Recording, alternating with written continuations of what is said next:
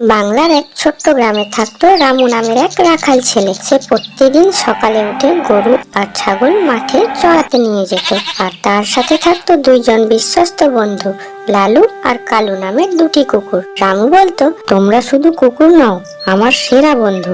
কুকুরগুলিও যেন মাথা নড়িয়ে বুঝিয়ে দিত, হ্যাঁ, আমরা তোমার সব সময় পাহারাদার। প্রতিদিন ভোরে সূর্য ওঠার আগে রামু তার গরুগুলোকে নিয়ে চলে যেত গ্রামের পাশের বড় সবুজ মাঠে। মাঠে ঘাস ছিল নরম, গরুগুলি আনন্দে ঘাস খেত, ছাগলগুলি দৌড়াদৌড়ি করত। কালু সবসময় মাঠের এক পাশে বসে চারপাশে তাকিয়ে থাকতো, আর লালু মাঠের এক প্রান্ত থেকে অন্য প্রান্তে টহল দিত। রামু বাঁশি বাজাতো, তার বাঁশির সুরে মনে হতো যেন পুরো মাঠটা গান গাইছে। কিন্তু এই শান্ত জীবনটা একদিন বদলে গেল। মাঠের পাশেই ছিল ঘন জঙ্গল। সেই জঙ্গলে থাকতো এক চালাক শেয়াল, নাম তার সাবু শেয়াল। সে বহুদিন ধরেই লক্ষ্য করছিল এই রাখাল ছেলেটি প্রতিদিন ছাগল নিয়ে আসে। যদি একদিন একটা ছাগল ধরে খেয়ে ফেলি, তাহলে এক সপ্তাহের খাবার চিন্তা থাকবে না। শিয়ালটি খুব চালাক ছিল। সে লুকিয়ে মাঠে এসে দূর থেকে রাখালের গরু আর ছাগল দেখত, কিন্তু সে জানতো কুকুর দুটি ভয়ঙ্কর রকম সাহসী, তাই সে সুযোগ খুঁজছিল। একদিন দুপুরে রামু গাছের ছায়ায় বসে বাঁশি বাজাচ্ছিল।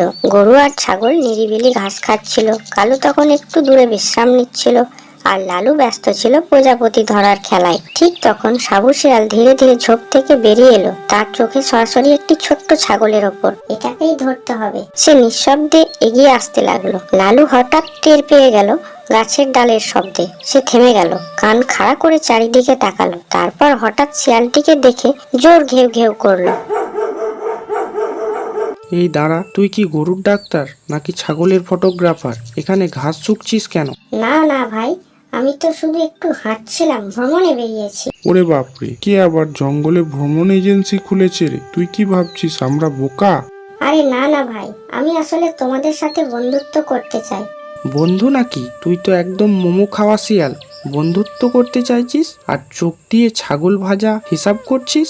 চুপ কর, ছাগল ধরার আগে দাঁত ব্রাশ করিস, তারপর কথা বলিস। কেন দাঁত ব্রাশ করব?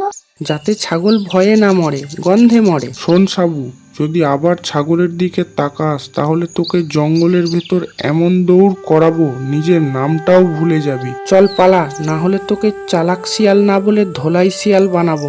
রামু এসে উপস্থিত হলো। সে শিয়ালকে দেখে চিৎকার করলো, এটা মিথ্যা বলছে, এটা আমার ছাগল খেতে এসেছে। শিয়াল এবার দৌড় দিয়ে ছাগলের দিকে ঝাঁপিয়ে পড়লো, কিন্তু ঠিক তখন কুকুর দুটো একসাথে আক্রমণ করলো।